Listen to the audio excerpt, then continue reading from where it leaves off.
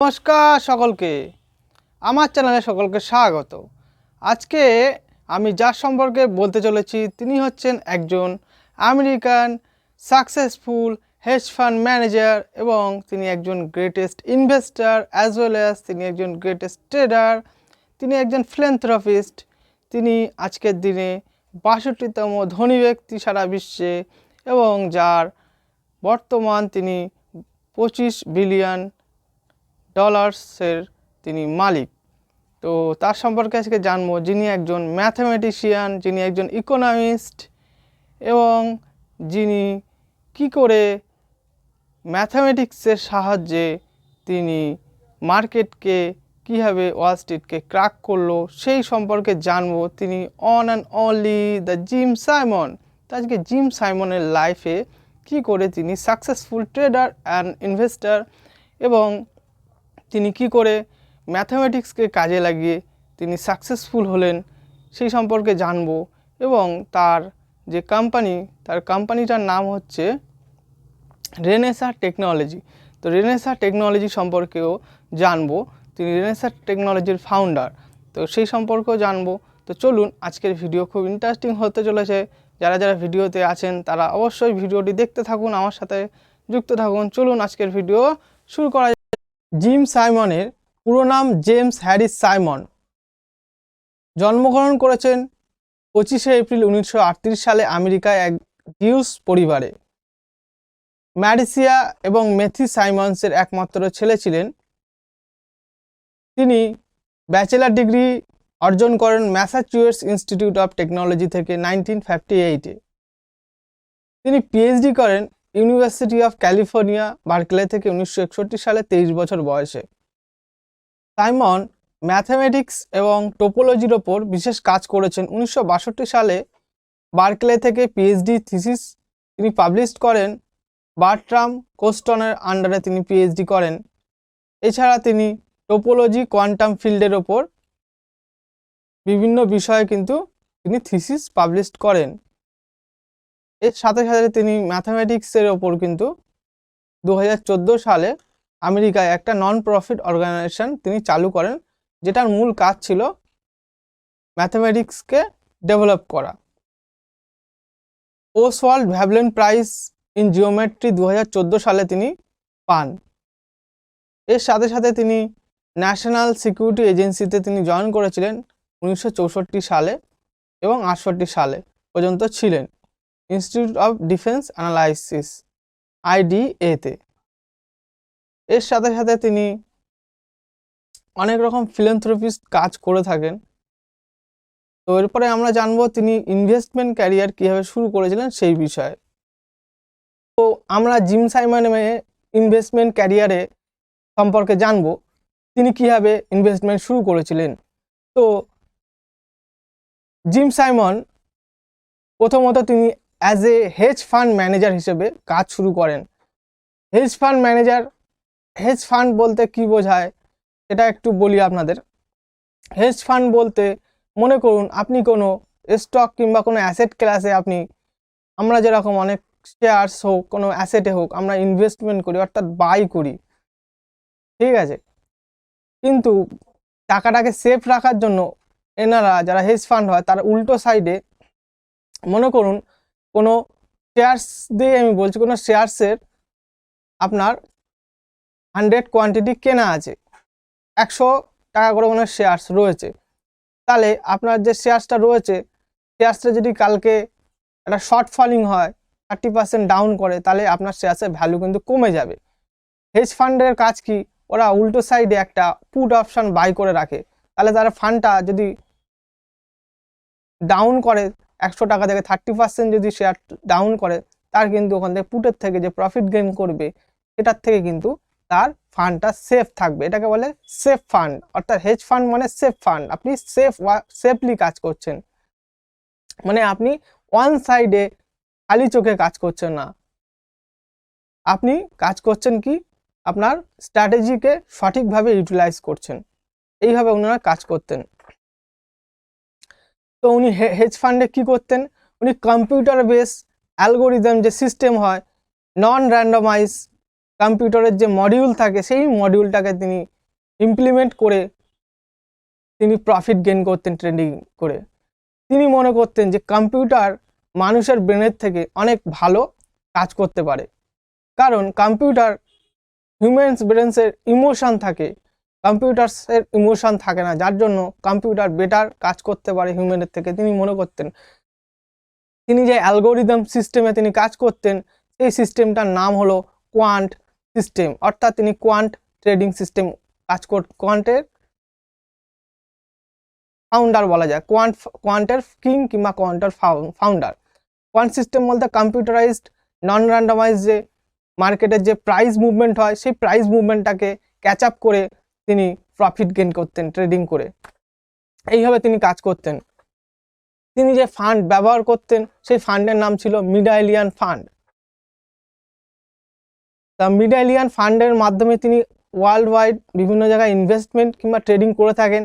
তিনি প্রায় $100 billion trading করে প্রফিট করেছেন 1988 থেকে এখনো পর্যন্ত।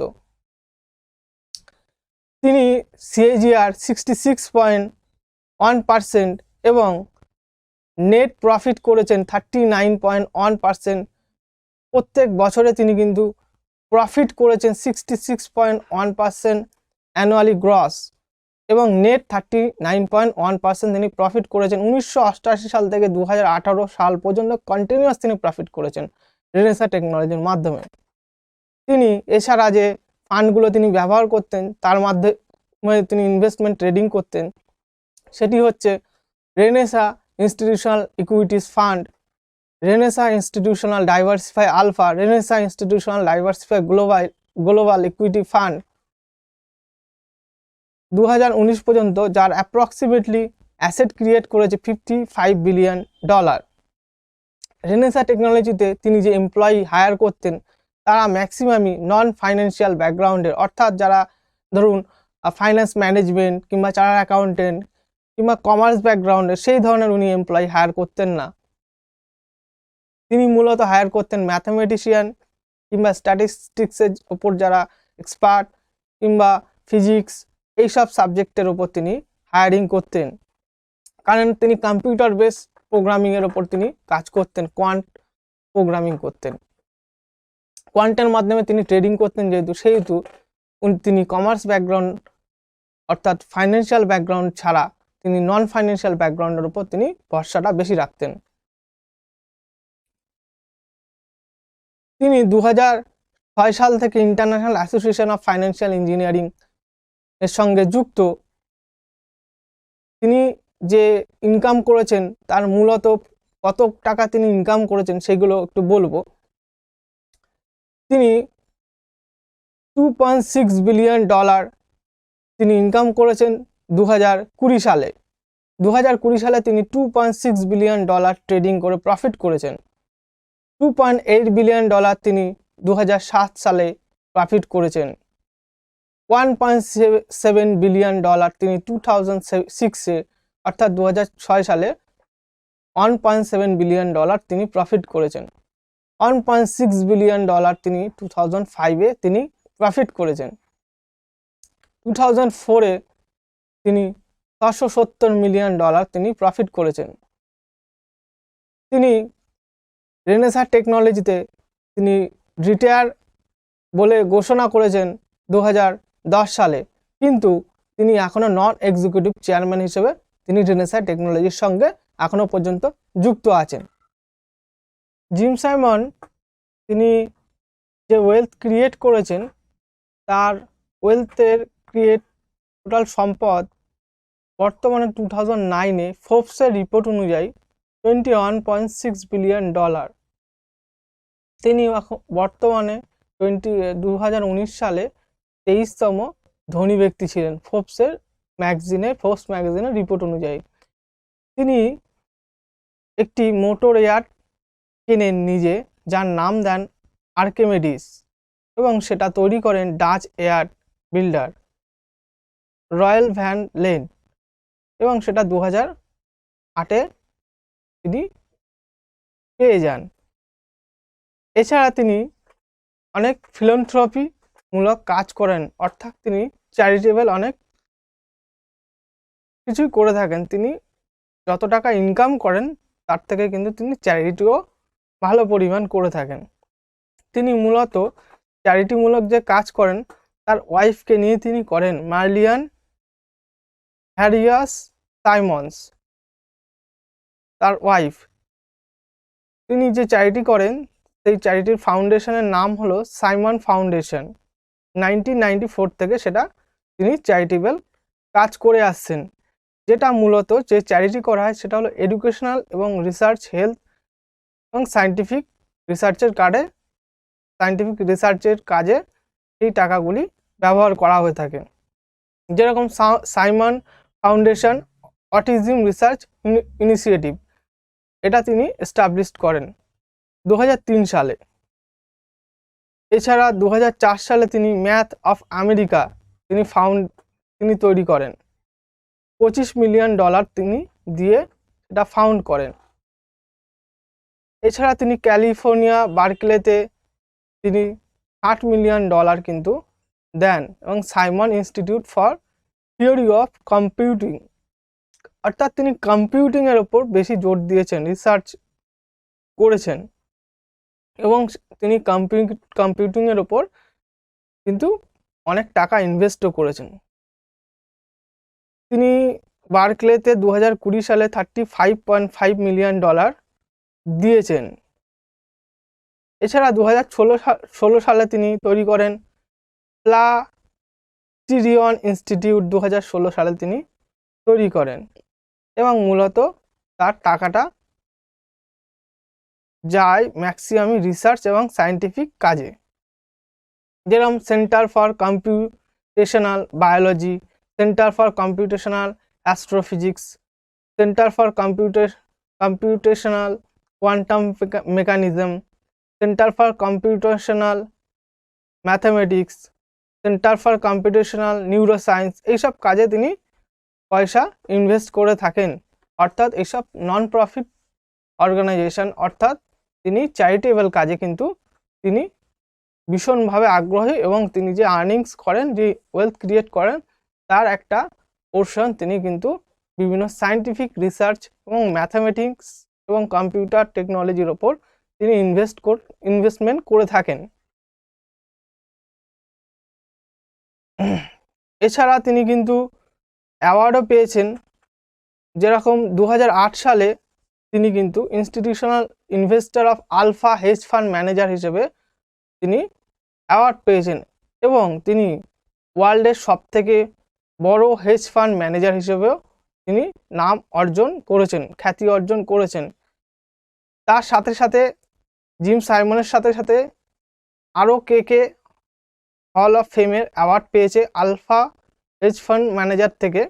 তাদের নামগুলো একটু বলি, যারাও একজন খ্যাতিসম্পন্ন trader: Alfred Jones, Bruce Kovner, David Spensen, George Soros, Jack Nash, Julian Robertson, Kenneth Griffin, Leon Levy, Louis Bacon, Mitchell Steinhardt, Paul Tudor Jones, Seth Klarman, Steven A Cohen, এনারাও একজন বড় নামী ট্রেডার।